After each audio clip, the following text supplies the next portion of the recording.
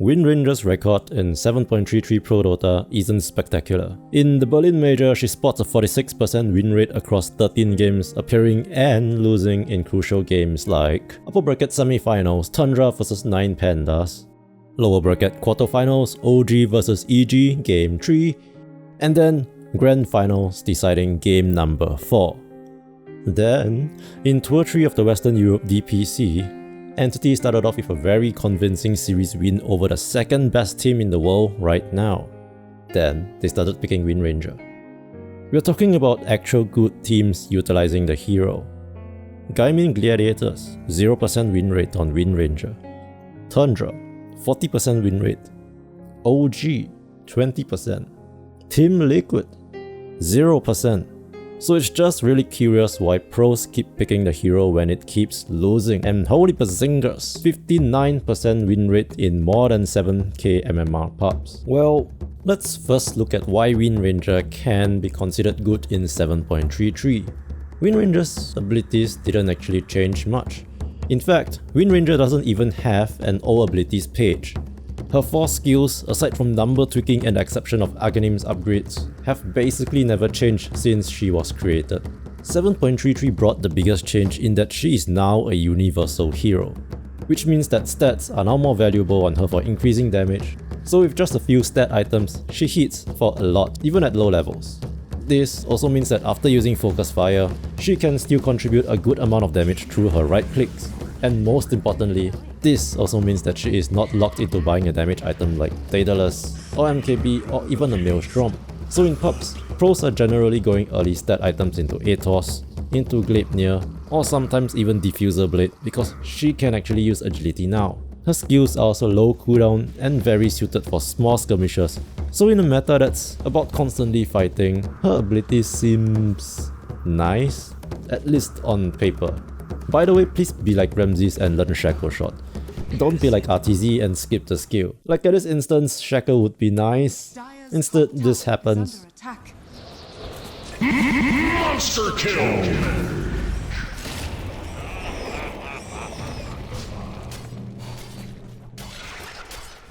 Bury me beneath a tree.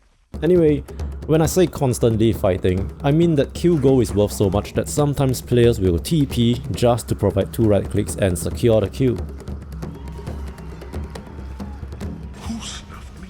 With Twin Gates, this also means that you can use Twin Gates just to provide a power shot. Then go back to your lane to farm or continue fighting. Radiant's bottom tower is under attack. She deserved a bit. Since pubs tend to be uncoordinated, you can a lot of times get solo kills on key targets without getting punished.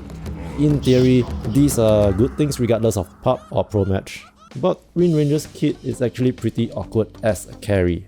One thing is, her farming tool is Power Shot, which is not great since damage gets reduced as it goes through targets, so she has to spend a lot of time right-clicking and showing in lane. Contrast this to a Medusa just throwing a Mystic Snake then right-clicking twice, or a Morphling waveforming then right-clicking.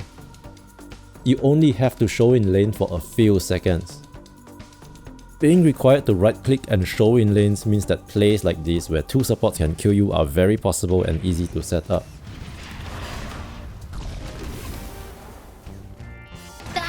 Dire's bottom tower is under And the worst part is, if you are behind, you can't really come back using a stack since Power Shot is a garbage farming tool. The kit gets even worse when you start comparing it to other heroes' abilities. Throughout the history of Dota, abilities has generally been buffed to have secondary effects, even as the numbers have been tweaked. Take for instance Magnus, another universal hero. Shockwave is damage and a slow. Skewer is a repositioning tool, damage and a slow. Another ranger, Drow Ranger. Frost Arrows is extra damage and a slow. Gust is silence, repositioning and bonus movement speed. And even heroes like Anti-Mage. Mana Burn now has a conditional slow, and Counterspell has an active. So when we go back to Windranger, Shackle Shot is just a stun that doesn't even give damage. Arguably, it doesn't even stun if you miss. Power Shot is a super long range damage ability, but the damage isn't even a lot considering that it gets reduced by units it passes through. Windrun does have multiple effects, giving evasion, move speed, and an AoE slow. But because Windranger is a squishy range hero who plays from a distance, the AoE slow is basically never used. Then for the ultimate, carries that are more successful tend to have more staying power in fights that don't stop after their ultimate ends.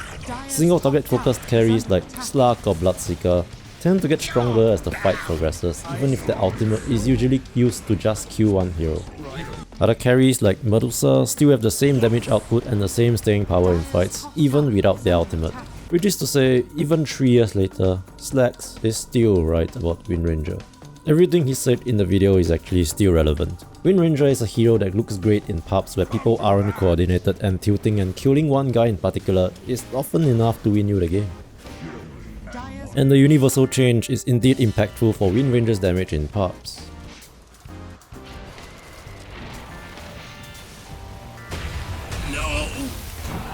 Bullseye!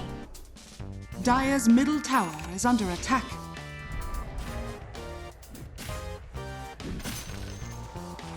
But in pro play where execution tends to be very clean, Windranger just doesn't seem to do enough. I will miss my reflection.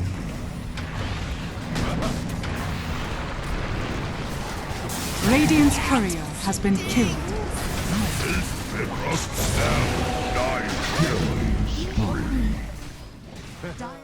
So what should we do with Windranger? Well, given the current pub win rate, I don't think buffing the hero is reasonable.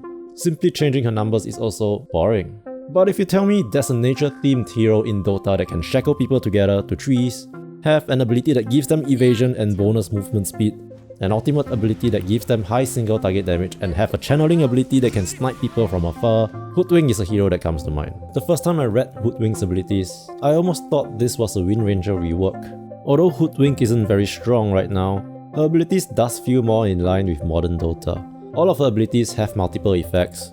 Acorn Shot having multiple unit damage and a slow, Bushwhack being a stun and AoE damage, Scurry having 2 charges, and Sharpshooter having break and slow in addition to huge damage. Overall, her kit just feels less awkward. Like if you miss the Bushwhack, you know it is because you are bad and timed it incorrectly. Or sometimes the opponents are just good and dodged it. But Windranger, if you missed, you just don't know if that was bullshit. Like Slacks, I also think that Windranger just isn't very fun to watch. Maybe Windranger just needs some kind of rework. But all this is just the opinion of a shitty divine player, you know, just for fun, a discussion.